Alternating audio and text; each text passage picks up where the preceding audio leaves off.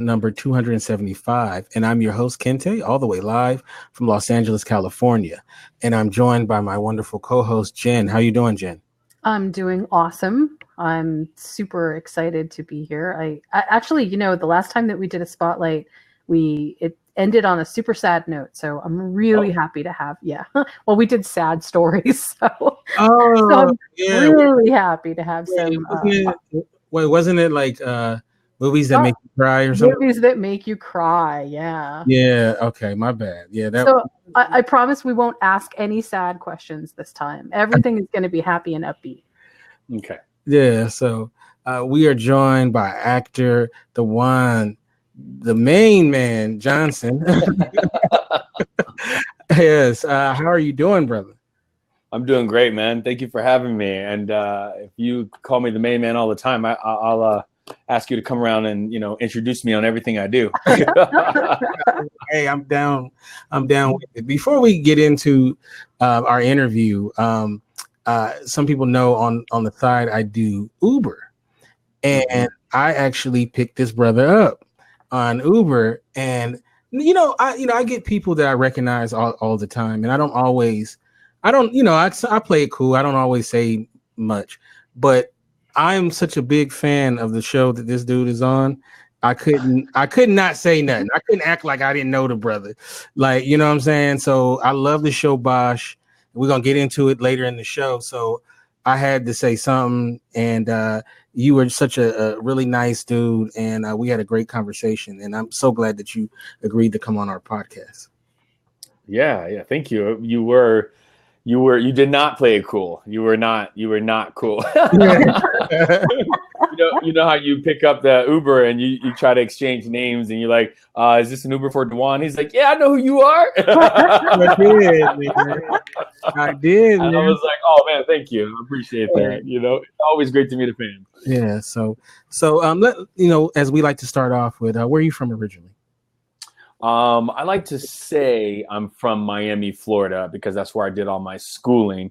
But my parents and they're from Chicago, Illinois. And, my grandparents and everybody, my dad, they still live there. So I'm kind of Chicago, Miami. Oh, that's what's up. Some people know on this show that I have a connection to Chicago. My sister and my mother live there, even though we're all from here.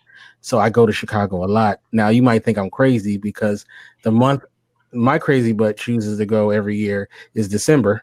I was going to say, don't say December or January. I do. Every December I go to Chicago because that's like I have the least going on in December, and it's Christmas time and I get to spend it with my mother, my sister, and my nephews and stuff. So, but you know what, being born and raised in Los Angeles and not ever having white Christmases, it is kind of cool. It's like an adventure, Yeah. I don't want to do it too much, but yeah, it's pretty cool. So were you one of those people? Did you say it was pretty cool, or did you say it was pretty cold? Because it's freaking cold. Okay, it's so cold, man. Yeah, like I'll say this, like one of the times, like I ordered from like Postmates or something, and so I, it's already paid for and tipped and everything. So all I have to do is open the door slightly just to get the bag. And that one little, just open it and close it, man, the whole living room was done. So yeah. Well, I do not miss that at all, not even a little. I'm so sorry, Kente. Where are you from? I'm on Maui. I should have said that. Yeah, I'm on Maui. So we don't have white Christmases either, but awesome that you get to. But you're from New York, though, originally, though. I am. Yeah, I like to say that I've done my time, as in, like, I've put in my time. So yeah, I feel like I deserve this. Yeah. So, were you one of those when you were younger, knew what you wanted to be, or did you find out later? I did, and I didn't. I knew what I wanted to be, but being in true. Listen, my mom would probably say I was always causing a scene from a very young age, but at the age of whatever 8th grade was, I was in my first play and I knew I wanted to be an actor. And then my mom, said, you can't go to college for that. Now, some cats that I know who got into drama at a young age, it was initially because of that's where the girls were at, and they fell in love with it. Was that your kind of situation, or was it just purely the art of it? Art. I was just like a what do you call them? Like the bug, actor bug bit me, like the acting bug, and I just enjoyed the fact that we got to.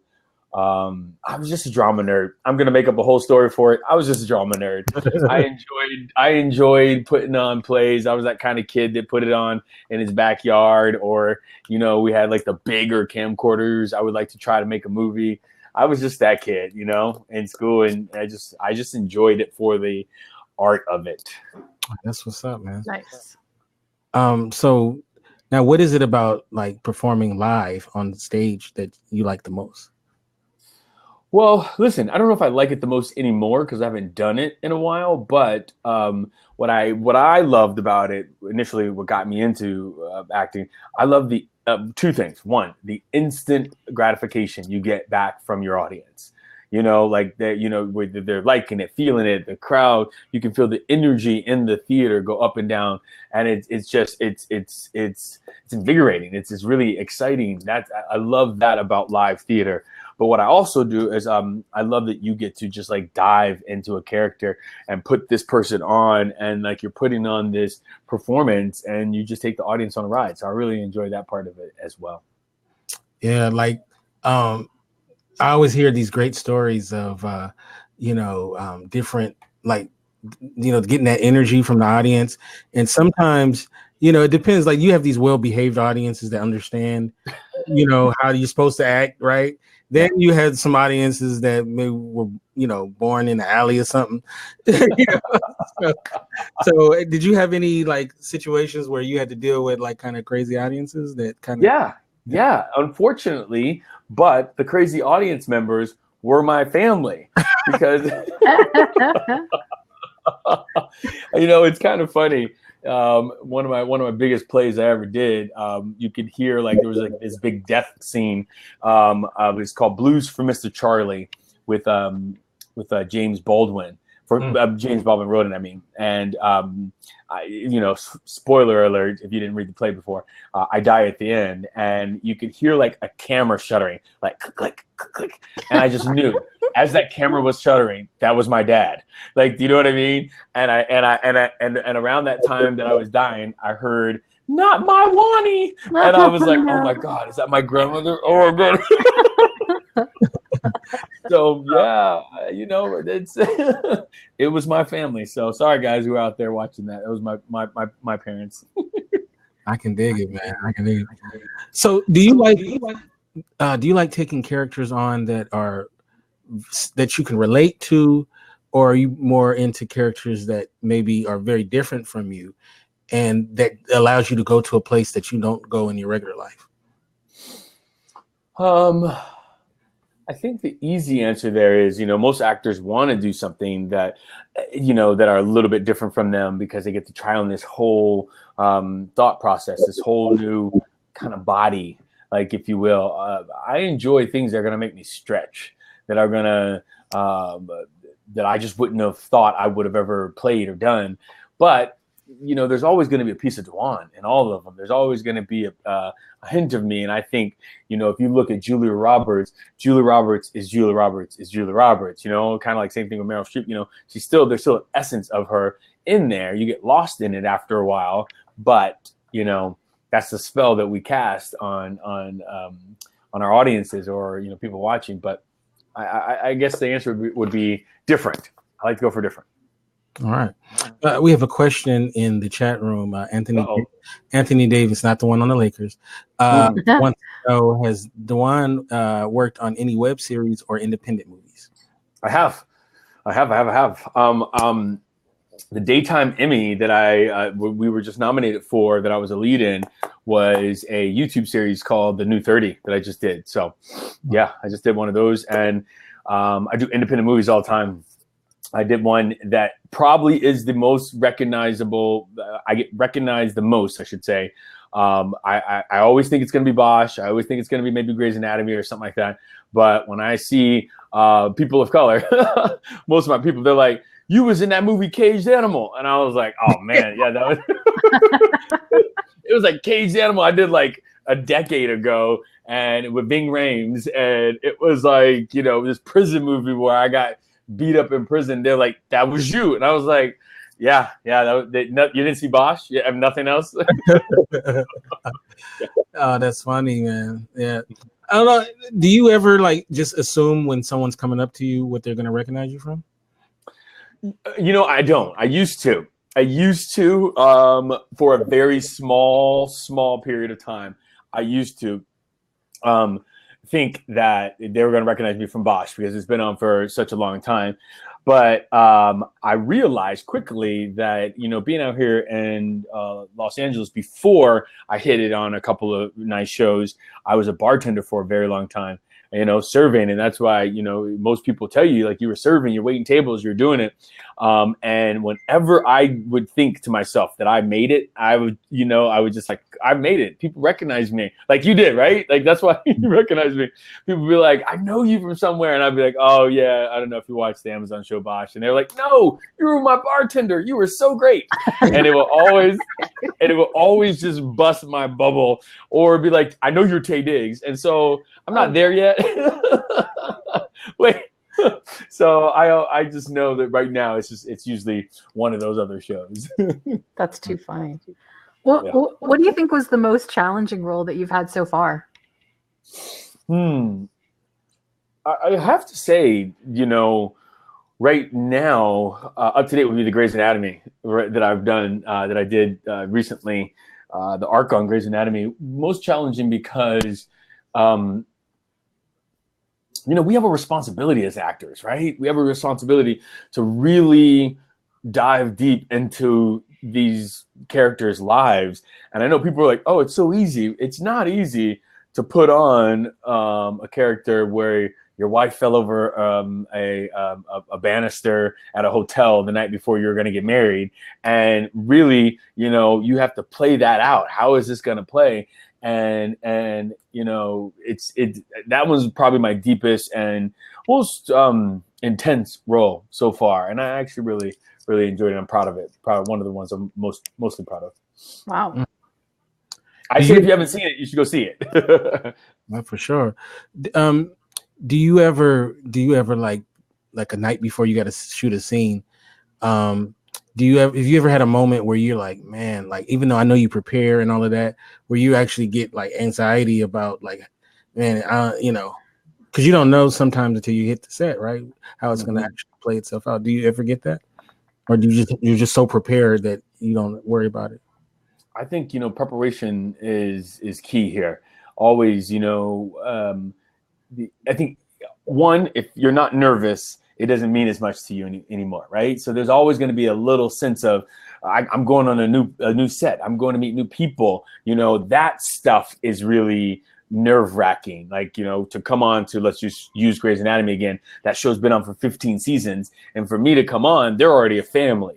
You know what I mean? So that's the nerve-wracking part of that. But the part what I do, you know, I believe that, and I'm a big proponent of this. Like, you know, what you do, don't let anybody tell you don't do it well. So go in there, do it well, do your thing, and leave. Like, you know, like, just don't start second guessing it. So I don't like to go on set and second guess it. Now, that doesn't mean I don't take constructive criticism, or if somebody wants to tell me to do something differently, that's all part of it as well. But I like to say, like, this is what I do for a living.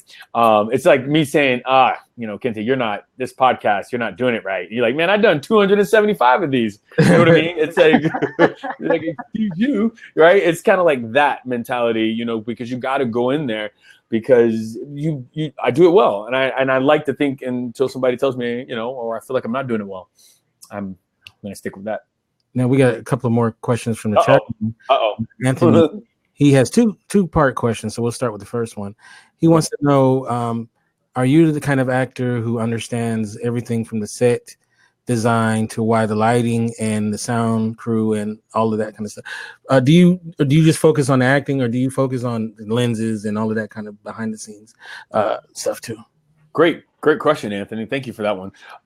You know, I'm a little bit both. I think I'm a full actor, right? Because I used to go on set and just worry about like my part of it, my little corner of the world, if you will. And then I just got very curious about how everything worked, and I wanted to get on the other side of the lens because when I wanted to direct, I wanted to, why are you using that light? Why are you pushing this lens in, and or changing it out? I mean, and I over the last couple of years, I've just gotten really, really big into. So why did you put that makeup on my face? You know what I mean? Just to understand, not to be controversial or anything like that. I just want to know more about it.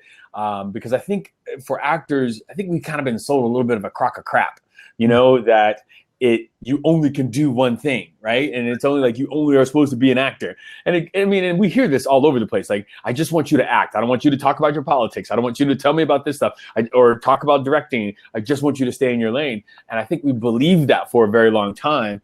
And so I'm kind of like, I don't believe that anymore. I want to direct. I just want to do different things. And so, I guess I'm a full actor, and I know about all those pieces.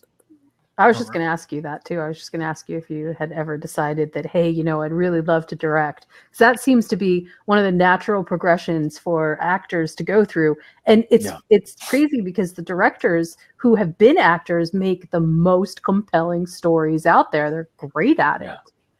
And they're really good with actors, and they're really good with other people on the set, Right. I think so. So I am, I've been fortunate, to be on Bosch for 6 seasons now. And one of the things that they have allowed me to do is shadow the directors, because they know that I'm very interested in directing in the future, whether that's on Bosch or whether that's on other shows. I do want to do episodic television as well as, acting. I think and you're right. It is the natural progression, because we love telling stories, right. And directors get to tell stories. The director tells the stories, actor tell the stories, and so we just telling it in a different way. You know what I mean? I'm going to push back on that just slightly, though, and tell you that one of the things that I find super interesting about what you just said is that writers, of whom I happen to be one, don't often want. I'm a former film student, so I know sort of the thought process, but the writing to me is the most important part. So storytelling is all about the writing. But what I notice about actors is that once you get in that role where you are sort of exposed to everything behind the scenes, it is really natural to move from being in the story to telling the story, because there's just so much process around you that you get to know. But writers, as an example, would make terrible directors because everything is all inside your head, right? For actors, it seems like there's just so much connection and networking. And tell me if I'm wrong, but that's what it feels like to me, that's sort of what makes that such an awesome dynamic experience. Yeah, I love the way you put that. Can I push back on your pushback? Yes, absolutely. I happen to believe, and maybe this is one of my things that makes me so unique. I believe that we all are as equally important. I think writers are, as well as, directors are, actors are. I don't come from a place of like, this is more like, we can't tell a story without writers. Writers can't tell, you know what I mean? It's like, so it all kind of works together for me. And I know, there are some actors like, you can't do this without me. I just don't believe that way. I think it's all like this or this, different. I just think it all works together really well. Sorry about that. I said something and Siri popped in. She's like, "What's up?" So I think it's like that. But I do know that's not true. I know a couple of producer writers actually on our show that make excellent directors. Shaz is one of them, who just wrote episode 3 that we're shooting, is also a fantastic director that's directed Queen Sugar. That, so I think it's a part of that. It's an evolution for them as well now.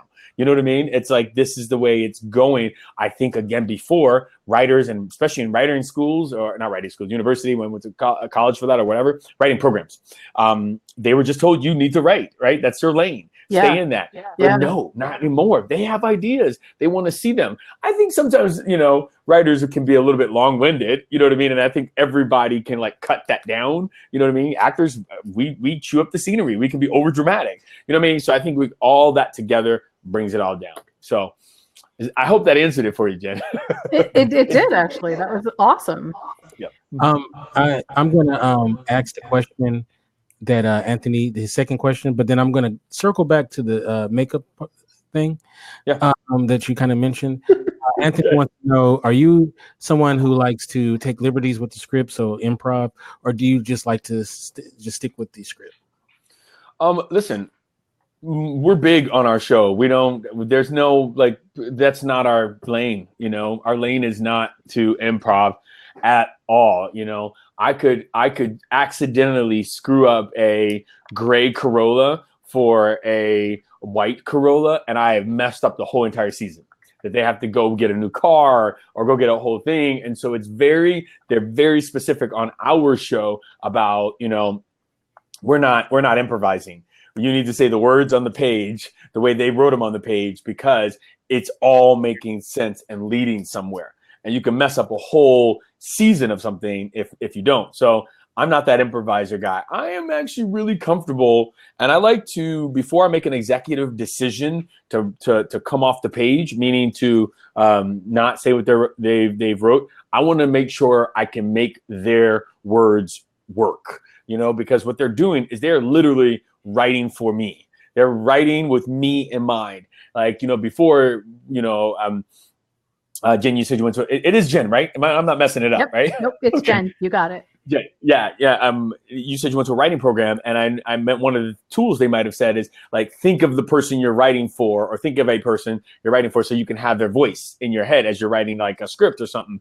Well, they're literally thinking of me as they're writing. So let me try what they have first, and then, you know, I'll jump off the page afterwards. But nah, not on our show. And not on Grey's Anatomy either. I mean, you know, I think we hear that, oh, this is all ad-lib. That's usually comedy. Unfortunately, people don't find me funny, and I do mostly dramas. People don't find you funny. We'll school them. Yes. So sorry about that. I had to send this out. So you brought up something about why did they make me up this way or whatever. Uh-huh. And I notice a lot of times, specifically with African Americans, the makeup can be sketchy. You know, sometimes the way they make us up. So my question to you is, how has your relationship with the makeup people and the different things evolved as you learn the business and you know what looks best for you? And also when it comes to the wardrobe of characters that, you know, as well, like how much input do you have in those two aspects? It's a great question. You know, I'll start it with a little bit of a story. About 2006, however long ago that was, I worked with a photographer / person, headshot person, and they did my makeup for the thing. And I didn't know a lot about makeup, you know, being a dude. I'm like, dude, I don't need to know about makeup. I don't need, you know, I just took that stance on it. And I will never forget when I got those pictures back, how ashy I looked, how like white, how lightened they made my skin look. And I was mortified by, you know, one, I just wasted $500 on these shots. And two, that like, because of machismo, whatever it is, I took this stance about like, I'm not going to learn about my own face and makeup and all that stuff like that. And from that moment forward, I always pay attention when I sit in somebody's chair for a makeup chair. And whether they are, you know, just, you know, covering up, you can't see it, but I have freckles, you know, my black freckles all around, and what they're doing. I usually don't need a lot of powder, if they're calling it, just so I don't get shine, because I'm usually bald or rocking a close fade, a close shave on this. And it's just very important. And what I found is, if you listen, this is what I found. This is like words to live by. When you come at people curious, rather than like in a can I just say in a dick way? I just say it. When you come curious and instead of like in a confrontational way, like everybody's wonderful. Like, you know, and so I just get curious sometimes when I'm in those chairs, and I'm like, hey, so why are you doing that? Like, you know, because I've never seen anybody you know, or hey, can you knock this down or whatever? And everybody wants to work with you because you're working with them. I've had makeup artists send me home with stuff. DaJuan, you need to like work on this or try this. And I think it's all because I'm just not being an ass. I'll just say it, you know, just not being an ass. And the second part of your question is wardrobe. You know, most of the wardrobe places I'm going into now, you know, outside of Bosch, which is really an amazing experience. You know, they're asking like, you know, do you know your sizes? Do you know what looks good on your body? This is what we have to wear. And, you know, and I'm like, gosh, a skinny tie really rocks right here. But most of the time I'm letting them figure it out. Because I think sometimes we can be stifled or stopped by what's mentally in our head, right? And this is the only thing that looks good on me. And sometimes I just want to step back and see that this person who has gone to school, who has like done 20 billion jobs in this industry, and wardrobe, let them just be a blank canvas. You know what I mean? Be a blank canvas and see what they come up with. Now, of course, I don't want to be looking like a sloppy Joe up there, you know, so so I say something if it doesn't work, but I don't mind it at all. I'm enjoying it. Oh, that's dope. We got another question. They want to know, have you ever had prosthetic makeup ever on a part? Ooh. Yeah, I have a lot of it. It's so funny because I kind of showed this. I don't have it ready for you because I was expecting that question. But one of the things that I did in Caged Animal with it comes up all the time, huh? With Ving was I got beat up pretty bad, right. You know, and so they had to do all the stuff for my face. If I can find a picture of it, I'll bring it up for you as we go on with other questions. All right, now that's what's up. So before we get to Bosch, I see that you did a couple of episodes on 24. What was that like? That's one of my favorite all time. That was at that time too. It was one of my favorites. I have to say, it was really great to do it. I did the season where the Black invasion or the African guys that come over and they were the terrorists, and you know that's so long ago. I remember. Yeah, and I was the guy who brought the plane down. I was like the tech analyst, and I was doing it and saying all this stuff, and it was so cool. And I learned so much on that show, and I wish I had more time on it before they offed me. Yeah. No, that was a good season too. Yeah, I was a huge fan of that show. And then I see you did some General Hospital. What was that like doing soaps? I actually like soaps. You know, there's this weird story that I tell that soaps are one of the reasons I got into acting as a professional, because I used to have to stay home with my brother and sister when I was younger to babysit them for the summer times. My mom was like, just had to stay at home. And so we'd watch like cartoons in the morning, things like news or game shows. And then we wait till like 1, then the soaps would come on. We had to watch it again until cartoons came back on, and then my mom was home and I was free to go out, but I just got into that, and I was like, cool, I want to do what they're doing. And that's how I started acting. Wow. Right. Because, I had to ask you about that, or my mother.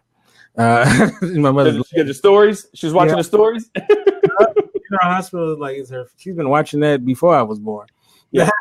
So, for a while. Yeah, no kidding. I still remember General Hospital from being a teenager. So, yeah. Man, that show's got some staying power. It does. It's not going anywhere. It's going. They love it. And those fans are awesome. Yeah. Yeah. All right, so let's talk about Bosch now. Now I'm gonna say this, like, before we get started. Huge fan. I've been early adopter from the minute it started. I was all on board. One of the reasons why was your showrunner is a terrific writer, and he used to write on this show called Homicide: Life on the Street. If anyone hasn't seen it, it's one of the greatest shows of all time. And so when I knew that he was helming it, it made me feel comfortable that it was going to be really good. Because at the time, Amazon Prime wasn't as really known for their original. You guys might have been one of the original. We are the original. Are you the original drama? They're full, episodic, drama. Uh-huh. Right. So when you haven't, like, HBO has a certain, like, they have like a history. So you're like, okay, I'll give it a shot. And then when somebody don't actually have that history of good, like I ain't gonna crap on Lifetime, but I don't necessarily love Lifetime movies, where you're kind of questioning, like, is this gonna be anything good? So, there's always that barrier, like, okay, is this gonna be good? So now Amazon Prime has, like, a bunch of really good shows, and you guys are still on. We got street cred. We got street cred. So for those who haven't seen the show Bosch, kind of give them some insight on what it's about and your character.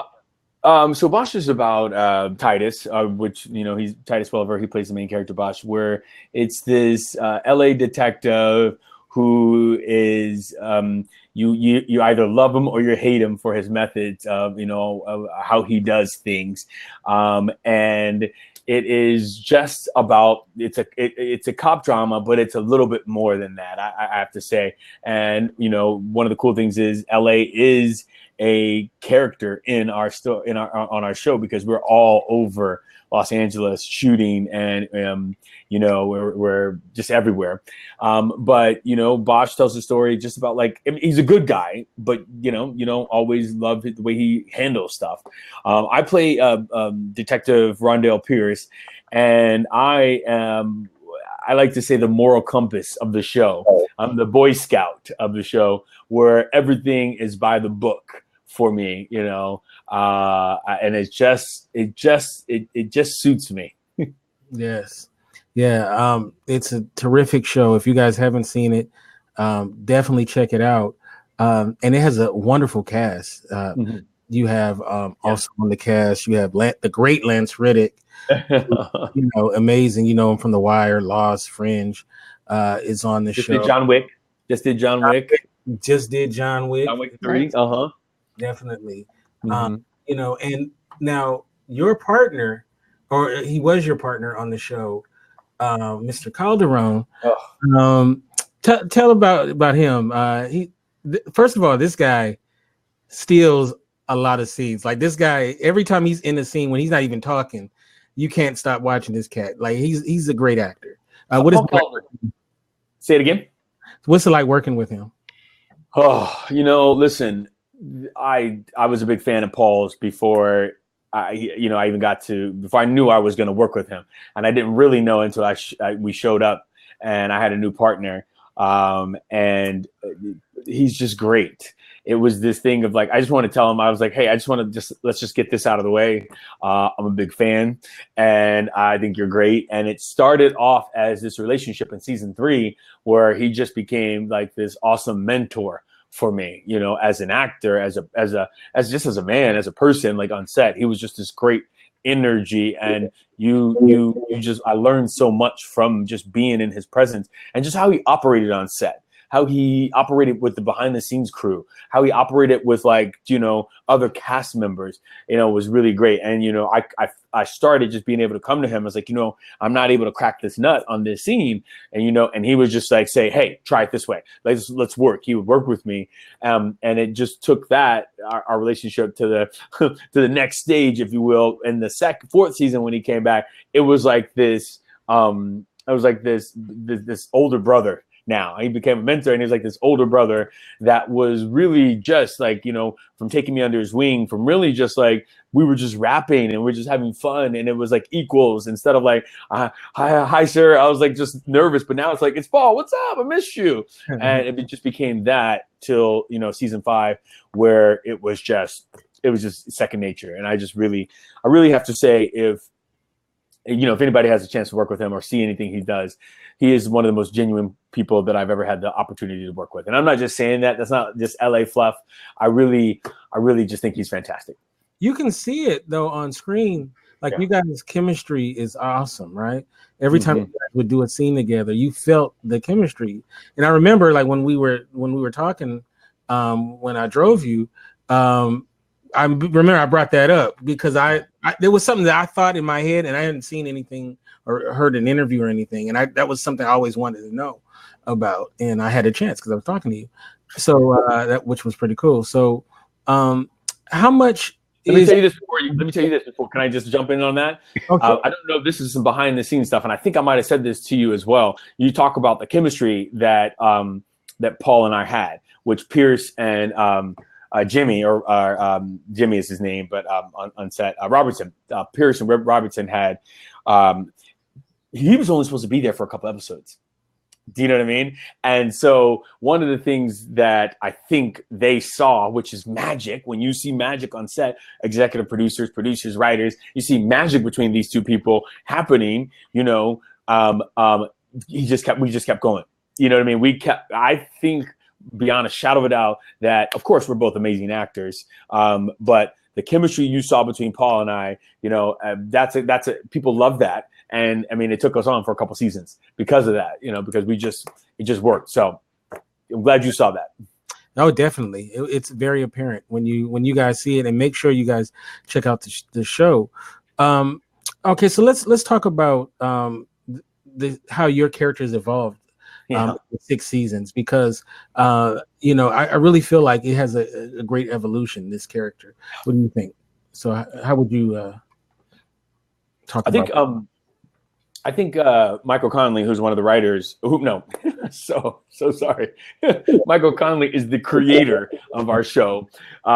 He had said to me at one point, him or Henrik or one of the guys, the producers had said, he's like, Pierce has had one of the biggest evolutions of the arcs, that's the word he used, arc, of the entire cast, and it's for me, I'm so humbled.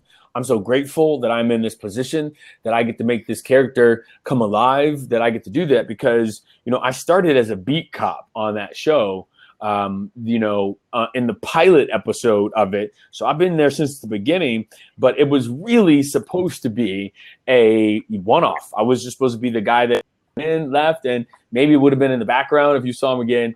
But they like to say that I acted my way into to being a regular on that show, and that's great for the actor's ego. But it's also great for that I didn't have to stop telling Rondell's story. I get to still tell the story, about you get to see him breaking the rules. You get to see him interacting with different people and how he feels about them. And I'm just really protective of this guy that I get to play. Yeah, I love it, man. He's a great character. Because I said this when we talked earlier. When I watch a program and there's black folks on the show, I'm always like, okay, how are they gonna show this person, right? Like, I did say this. Yeah, and is it gonna be right? Is it gonna be fair? And all the characters are awesome the way they handle them, and your character as well. It's a very, very good character, and I like that he's a good man and he's very good at what he does. And he has a great evolution too, on the show. So kudos to you for that. Now, I told you this too, and I tell the audience that I had the pleasure of going to the 3rd season screening of the premiere of the episode. And Mike Connelly was there. I did get a chance to ask a question, which was really cool. And look, I'm gonna say this: I've never been in trouble with the law. I've never been arrested. I'm not a criminal. I'm not a crook. So yeah, that's funny. And I went there, right? Because this show is really popular with the police all over, especially LAPD. And there were cops everywhere in plain clothes and detectives. And I walked into the screening and I was kind of like, whoa, I was like, whoa, I didn't even think about that was going to be what was popping, right? And everybody was really nice and all of that kind of stuff. And so my question to you is, now that you've played this police officer, what is that like when you are just going around LA or going around the country? And I'm sure police officers recognize you and whatnot, right? You know what? Yes. And that's my demo. No. This sounds weird, right? This is going to sound weird, but I mean this with sincerity, that sometimes I see police looking at me and I have no idea if it's because I'm a black man and I've done something or I haven't done anything, but or if they're recognizing me, it's usually, I think, because they recognize me because I haven't done anything. But, every once in a while, they'll walk past and they'll be like, Pierce. And I'm like, yeah, I think I might've told you I got stopped at Starbucks by a couple of police officers, and they're like, I saw him looking at me and I was like, hey, I play a detective on TV. They're like, we know who you are. And they're like, do you mind if I take a picture? And I was like, absolutely. You know what I mean? And so it happens a lot more than just like you're saying it is. It does happen a lot. And again, I'm really happy it's because of that. Yeah, that's a good one though. So and it's really cool too, because one thing that the show does is I can see why the police department loves the show, because it, although they deal with corrupt cops, that's been a subject on the show, but I think it's a very fair depiction of the police department, and it's a lot of inside baseball, if you will, with the police department. And I was born in Los Angeles, and so when you watch, where your headquarters is, I know that very well, right? Yeah. So when I first would see, like, that's the cool thing about the show is like you see all these locations that don't always get to be on television. Like when they do LA, they do like Rodeo Drive, or what I'm saying, all the time. Like in this show, you really see Los Angeles. You see parts that don't get filmed a lot. You would think, being that so many things shoot there. And I would have to say, of all your seasons, the last season really was in like areas that like really like cool, like a lot of cool black areas and stuff. Like I'm like, oh shoot, like there was the one I'm trying to remember exactly where it is, but where there was the dead body, and then it was like in the middle of all the apartments complex. Kente, we do a lot of dead bodies on our show. You got to be familiar. I mean, there's like, I think it was like literally no body parts. And, it was like Baldwin Hills, possibly. Yeah, we did shooting bottom. Okay, I know. Okay, the Baldwin Hills. Where it was This was like different because it was like a long row. Yes. Like that. And I, like when I was a kid, I ran through, some of those parts. So it was really cool to see that. And like it's like the location is always great on the show, but like this last season though, it really was like, oh wow, we were bugging out, me and some friends that we watch the show. So I think I'll just add to that. This season you're gonna be just as blown away about it. I had a full circle actor moment just last week when I was shooting, because I mean it was like 8 a.m. and we're stopping rush hour traffic to shoot on Sunset Boulevard, and it's just so amazing. Also, people hate us, and so because we're stopping rush hour traffic, but you're shooting by like Hollywood signs, or you're shooting by Sunset Boulevard. Those are and we're shooting like in Crenshaw, South. You know what I mean? So you're gonna see a lot of that this season that I think it will add to what you're talking about.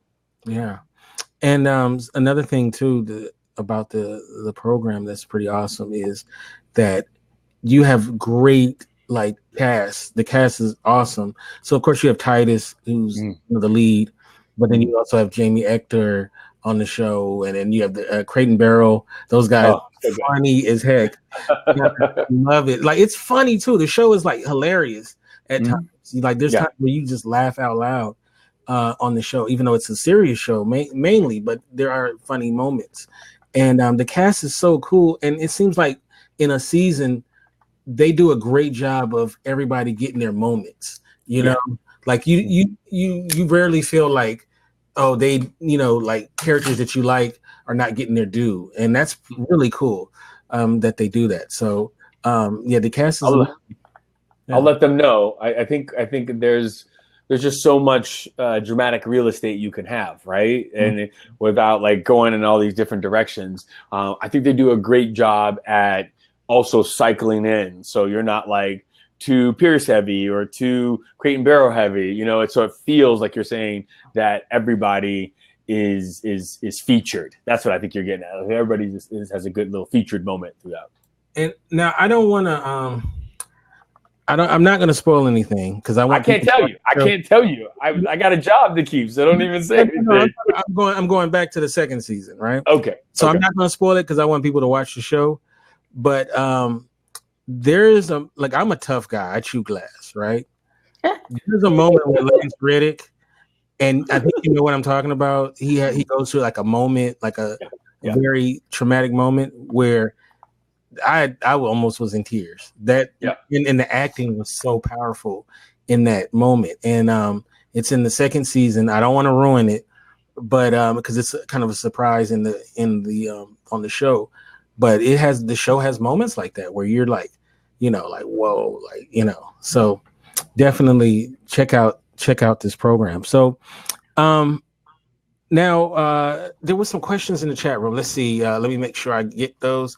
Dr. Tachi, she wants to know, do you think one needs to live in LA to make their acting career jump off? It just depends how serious you want to get, right? I think LA and New York, people go there because they want to, you're coming out here for the ring, right? As they say, you're coming out for the ring. And so this is where you have to be. I think you can have thriving acting careers in various parts of our country, Atlanta, Chicago, Austin, but I think all roads are going to all start to lead to New York or Los Angeles at some point, for the bigger stuff out there. So, I say start where you are and, go hard there, and then you'll know when it's time to move out here. And Atlanta's popping right now too. It is. Atlanta, it's been popping for a while. And then of course, you can go to Canada. There's a lot of all of our stuff goes. Yeah. I was just keeping it here. We can go, I can go different places, definitely. Toronto, Vancouver. I mean, that's what Mexico City is big right now too. Right. Like, you know what I mean? There a lot of things are going out of our country too. And that's a whole different topic. But you can't beat Los Angeles as a you can't. I don't know. I've never been to Vancouver, so I don't know. But I got to tell you that shooting in Austin was great. Shooting in Toronto was great. You know what I mean? Like, there's places that are great that, they get bigger tax credits than Los Angeles. I'm a native, so I gotta say that. I got to say it. Okay, you got to say it. All right. My blood. So, okay. So I wanted to. You have a couple of projects I see that you're also doing. And you're playing Jesus? That's I don't even know. I haven't been there for a while. You looking at my IMDb? Yeah, I wanted to. Yeah, like it says a weekend at Jesus's. Let's keep moving. Yes, I did. But it's okay. Are there any other projects we need to keep a lookout on? Yes, just say yes. I can just say yes. There's stuff I just can't talk about. Okay. I can't even tell you that I'm working on it. You know what I mean? Because it's the way they make you sign these things, and you're scared they're gonna come take your house or something. The way it all goes out, Well, I mean, listen, when you sign things for Marvel or for Netflix or for wherever, they're making you sign some pretty confidential stuff, and it's like, don't even hint that you were. You know what I mean? Yeah, I think those guys in game. So go ahead. Can we assume that you are going to be working with Marvel or Netflix? Because hey, that's what I would think. Or Amazon or ABC. I'm just saying in general when these networks. So are you going to be moving to New Zealand anytime soon? You know what? From your lips to God's ears, because I would love to be doing anything Lord of the Rings. I want to put that out there because I know it's in New Zealand right now. Please let me move to New Zealand. And then we're going to break that. There's going to be a spinoff, Detective Rondell Pierce. No, I'm just playing. No, listen, I'll tell you, we were just talking about this on set the other day, and I was telling Titus, because he's always joking with me, because he just gives me a hard time all the time. And I was like, Titus, I'm going to start my own web series, and it's going to be called Pierce. And I was like, Titus, would you come on and do a featured, cameo on it? And he's like, yeah, if you let me executive produce it. We have a good relationship. We've been there for a while, but anyway, I don't know if that's going to happen, but because it's not my name, I don't own it, but I would love to say not Pierce. There you go. Hey, man, I will definitely be watching. They want to know. You'll watch. Yeah, for sure. They want to know, would you like to get into voice acting, or have you done it already? I get asked a lot about that. I got a voiceover agent, and I don't know that it was my thing. I don't think it was my thing just for me. So I didn't do it. I did one Wells Fargo voiceover commercial, and then I was like, I can't do it anymore. So I understand. Now we come to the part of the show that we affectionately call rapid fire. And the way it works is that me and Jen will pepper you with questions. Maybe not necessarily about acting or the business, but it'll be fun. So you ready? All right. So the first question I always start off with is some years ago back, at Coachella, they had a hologram concert for the rapper Tupac. So what dead artist or band would you like to see a hologram concert of? I don't party with ghosts. You don't party with those? Nope. All right. Jen. Oh, wow. That was the answer? Oh my gosh. That was the answer. I don't party with ghosts. I thought that was just, satire going in. Okay. Nope. Growing up, everybody has a favorite story. As a child, what story did you love the best? Easy. Little Red Hen. Little Red Hen is like I've learned the most from it, and I have one of the first editions of that that I was given because everybody knows I love that story so much. And if you're not familiar with the Little Red Hen, it's basically about this story about a hen that needs help making some bread, and nobody will help the hen make the bread. And it's like, well, who will help me, plant the seeds? And it's like, not I, said the cat, not I, said the pig. Mm-hmm. And like, who will help me? And it goes on and on and on. And then to the end where it's like, well, who will help me eat this bread? And then the cat's like, me. And then the dog is like, me. And everybody's like, me. And it's like, no, because you wouldn't help me, do any of these other things, these other 10 steps before helping. And I think it just instilled in me, like, if you want something, work for it, but also help your fellows, people out there. I guess you reap what you sow. It's a good one too. So Little Red Hen. Good one. All right. What's your favorite guilty pleasure junk food? Oh man, this is a good one. It's seasonal. So it just depends on what time of year it is. If it's earlier in the year, the calendar year, it's Girl Scout cookies, Samoas. I just think those are. I'm so happy they're not all around. And then I would go into gummy bears because I just like gummy bears, and I shouldn't have them at all. And then it's something, and I would say the last half of the year with gingerbread in it. I love gingerbread too. Them Girl Scout, they're drug dealers. That's what they are. I mean, take my money. All right. I love Do-si-dos, by the way. But go ahead, Jen. All right. What movie that you've seen over the course of your lifetime has inspired you the most?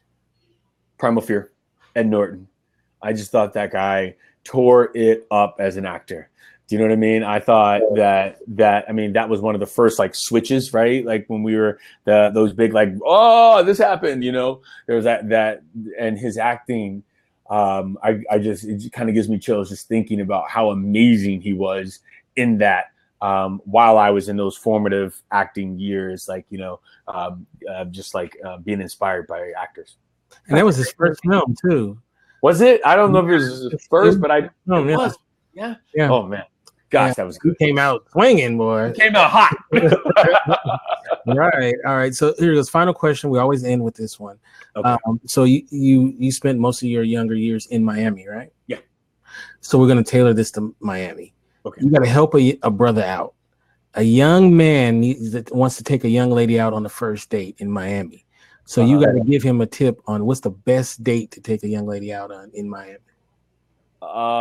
South Beach. It's been, the place where they eat. I'm such a dad now. I'm like, food, but like, do we have a buzzer? Because you need to do that over again. I know. No, it's good. Okay. All right, here it is. I can do over. If I were on set, I would just stop. I would gather myself, and I would say, anywhere that has to do with the Fontainebleau Hotel, or out there is going to be beautiful. You can see the ocean. You get to this beautiful, grand place, and you're already in a hotel. So 2 points. There you go. I like that. That was good. That was good. I'm gonna definitely use that when I'm in Miami. So it's a great hotel. It's a great beach. All right. So, how can we get you on social media and all that good stuff? Everything on Twitter and Instagram, I'm just at DaJuanJohnson.com, and at DaJuan Johnson. I was lucky enough to steal my name or get it right there, to get my name everywhere. So whenever there's a new like social media coming up platform, I usually rush to get DaJuan Johnson first. All right. And that sixth season is going to be fire, right? Man, this season is really good too right now, and I I just can't say a lot about it, but I will say they're doing, because you got to get a little smarter, right? Your audience is a little bit more sophisticated, so you can't keep telling it the same way. And so when I heard how this season's gonna end, how it's gonna go, I was like, oh, okay, y'all doing that. All right, let's see how this goes. So I'm really proud of it and excited to wrap it up.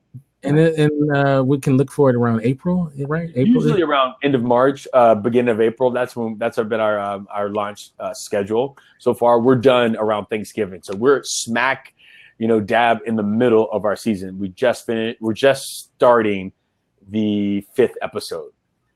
Now, I'll say one thing before we say goodbye.